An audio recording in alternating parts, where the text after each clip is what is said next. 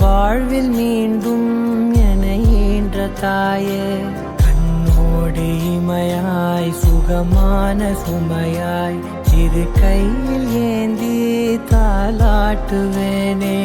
காற்றோடு தலை கோதி நதியோடு தவழ்ந்து உயிரோடு உயிராக உறவாடும் அழகே, பனியோடு விளையாடி மலரூஞ்சலாடி கரை வந்து தமிழ் பேசும் இரு கால் வெண்ணிலவே, சிறகாக உன்னை நான் ஏந்தி செல்வேன், சினுங்காமல் உன்னை நான் பார்த்து கொள்வேன்.